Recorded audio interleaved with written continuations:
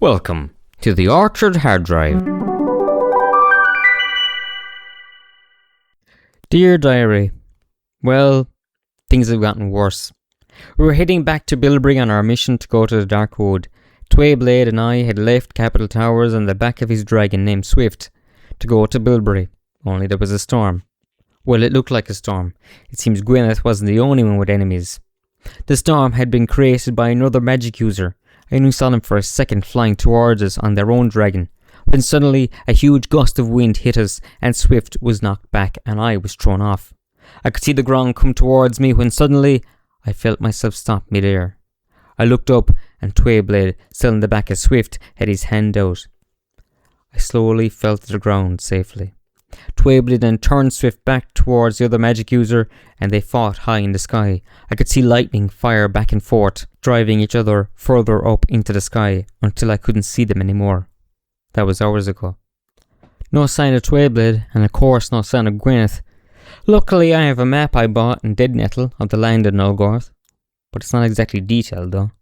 My best guess is I'm near Ace, close to a wooded area near Central Lake. The map is nice, but I'd rather have food and shelter. It's starting to rain and I've sat under some trees to write this update. I thought it'd be something to help pass the time. As soon as the weather eases off, I'm going to see if I can find some civilization. Dear Diary, it's hours later.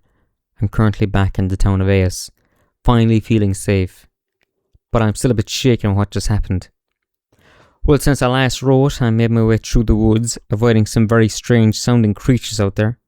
Then I discovered a clearing, and there in the centre was this tower. I knocked. Moments later the door opened, and a thin pale figure appeared through the darkness of the doorway.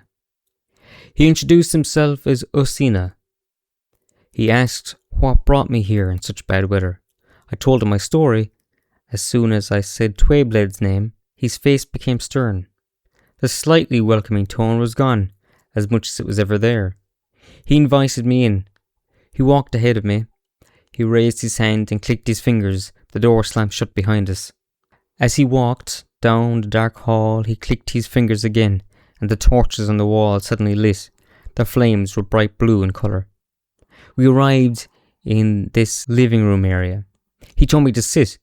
There was a nice looking chair near the window and I made myself comfortable. He said not many humans find their way out here. Humans nor any other kind of civilized creatures. He faced towards his huge fireplace, and once again with a click of his fingers a fire bloomed. Once again it was bright blue. He looked into the fire, then said how he was hungry and asked if I wanted anything to eat. I said no, but he should help himself.